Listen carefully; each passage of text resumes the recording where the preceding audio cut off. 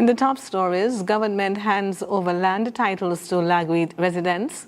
P.J. Patterson says U.S. strikes in Caribbean are fundamentally dangerous, and the Nobel Prize winner calls for Trump to stop Maduro's war on her country. Welcome to the ZIZ Midday Newscast. Today is Friday, the 17th day of October 2025, and I am Jasmine Thomas.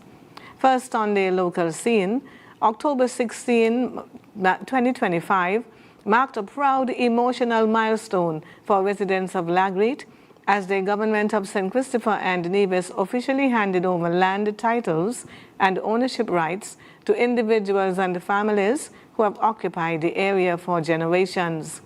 The handing over ceremony, hosted by the Ministry of Sustainable Development, forms part of the government's ongoing squatters regularization project, Land Allocation Normalization and Distribution Initiative, and broader land regularization program. These initiatives aim to promote equitable access to land ownership, community empowerment, and secure tenure in alignment with Pillar 5 of the Sustainable Island State Agenda, ZIZ Sustainable Settlements.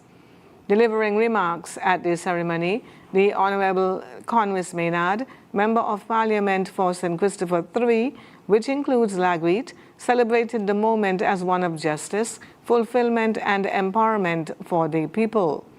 Minister Maynard underscored that the initiative was made possible by the dedication and promise-keeping of the Labour Party administration, led by Prime Minister Honorable Dr. Terence Drew, who had committed to transferring the lands at no cost to residents.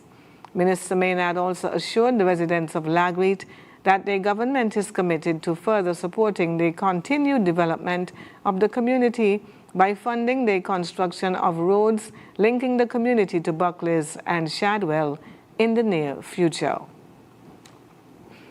The Cabinet of the Nevis Island Administration, NIA, will host a public town hall meeting on the proposed Destiny Special Sustainability Zone, SSZ development, as part of the administration's ongoing commitment to transparency, inclusiveness, and open dialogue with the people of Nevis. The meeting is scheduled for Monday, 27th October, at 7 in the evening at the St. Paul's Anglican Church in Charlestown. Members of the public are encouraged to attend, share their views, and hear firsthand from the government about the details of the proposed project. Premier of Nevis and Minister of Foreign Investment, the Honorable Mark Brantley, said the meeting represents another opportunity for citizens to engage directly with the administration on major development plans for the island. The NIA has also indicated that additional meetings will soon be held with other stakeholder groups, including the Police High Command, construction companies, and second-year students of the Nevis Sixth Form College as part of its broad-based approach to consultation and inclusion. The Premier urged members of the public to take advantage of the upcoming meeting to learn more about the proposed SSZ initiative and to contribute to the ongoing national conversation about sustainable development and economic growth on Nevis. The White-Collar Crime Unit of the Royal St. Christopher and Nevis Police Force, RSCNPF, has arrested and charged Girish Hiranandanan, also known as Gary Kumar of Fort Tyson Rise, Frigate Bay, St. Kitts, and his company Sri Krishna Limited, doing business as Glitter Jewelry at Port Zante, Bastia, St. Kitts, in connection with offenses of obtaining money under false pretense and money laundering. On October 16, 2025, Mr. Hiranandani was charged with the aforementioned offenses committed between December 4th and 24th, 2021. Additionally, the legal entity Sri Krishna Limited, doing business as Glitter Jewelry, was formally charged with money laundering. The offense have been committed during the same period. A copy of the warrant was served on Mr. Hiranandani in his capacity as director of the company. In keeping with our zero tolerance stance on criminal activity, the RSCNPF continues to rigorously investigate all reports of financial crimes to ensure that individuals and entities involved in fraudulent or illicit activities are held fully accountable under the law. In regional news, former Jamaican Prime Minister P.J. Patterson has described recent U.S. drone attacks on vessels in Caribbean waters as fundamentally dangerous and a horrible erosion of regional leaders' commitment to sovereignty in the region. Since September 2, 2025, U.S. President Donald Trump has authorized strikes on at least 5 vessels in the Caribbean Sea, claiming they were carrying drugs destined for the United States. According to U.S. officials, these operations have resulted in the deaths of 27 people, including 6 in the most recent strike on Tuesday. Speaking to the Gleaner, Patterson, who led Jamaica from 1992 to 2006, said the strikes undermine long-standing regional commitments to peace.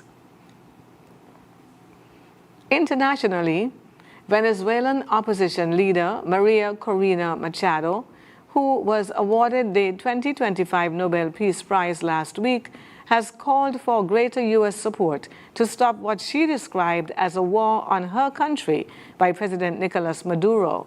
In an interview with CNN's Christian Amanpour Wednesday, Machado echoed the Trump administration in calling Maduro the leader of a criminal narco-terrorism structure, while asking U.S. President Donald Trump for greater help in unseating him from power. She also said the U.S. leader absolutely deserves a Nobel Peace Prize of his own due to the incredible events that are taking place currently in the world, referring to Trump's efforts to broker peace in the Middle East. The comments by Machado, whose winning of the prize upset some MAGA supporters who had hoped Trump would win it, come at a time of rising tensions between the U.S. and Venezuela. They follow several U.S. military strikes on boats off the coast of Venezuela, deemed by the Trump administration to be narco-trafficking vessels, the latest of which took place on Tuesday, killing 6 people on board. And now for the weather. Present weather across St. Kitts and Nevis is overcast skies with light showers and thunderstorms. Winds, a gentle breeze of 12 miles per hour from west-southwest, and seas are 1.2 to 1.8 meters or 4 to 6 feet. Weather across forecast for St. Kitts and Nevis, cloudy to overcast with showers and thunderstorms. Weather tonight, partly cloudy with a 60% or moderate chance of showers. Sunset this evening will be at approximately 15 minutes before 6, and sunrise tomorrow is expected to be at around 6 o'clock. And that brings us to the end of the ZIZ Midday Newscast. Join us this evening for these stories and more in detail. Thank you for tuning in. I am Jasmine Thomas. God bless you.